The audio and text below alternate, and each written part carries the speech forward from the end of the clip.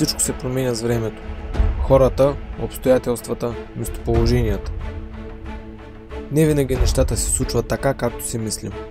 В моя случай стана точно това.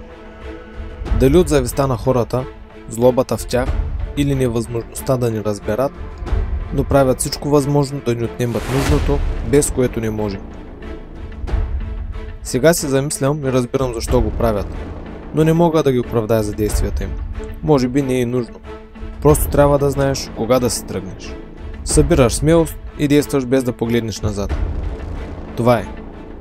Край. Местя се.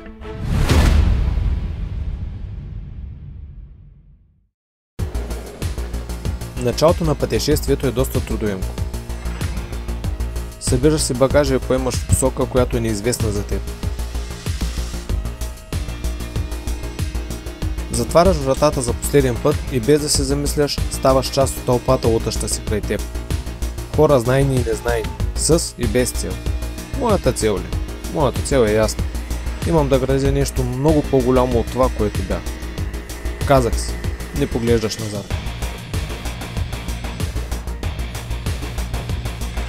Затегни колана, служи първа.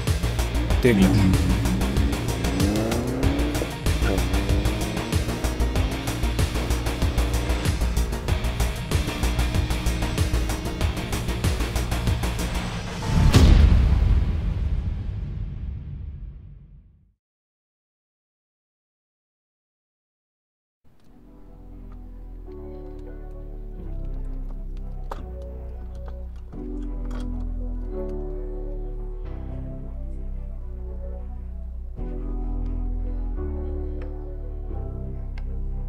Май това ще свърши работа.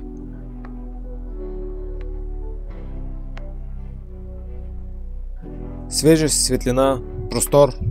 Не. Хаос. Неща за подреждане едно по едно. Без да си давам зор. Всичко трябва да се намери своето място.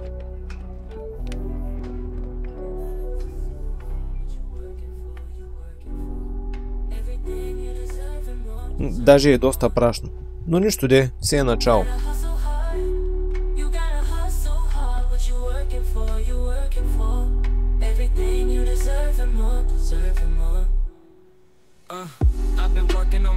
Както е идеята за нещо ново. Beamer Top Garage. Мястото на моите мечти и развитие.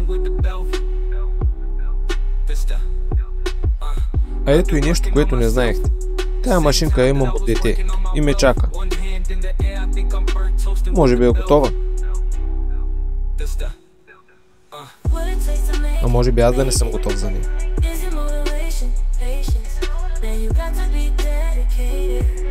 С BMW-то нещата не са се променили. Все така верен, не предаващ ми е суров, готов за всякакви предизвикателства. Има промени, ще има и видеа. Без значение за случващото се, накрая трябва сам да си оттъпчеш пътя. Да се заслужава. Да знаеш за кого го правиш и да бъдеш там за човека, който те подкрепя дори в най-сменитите мечти.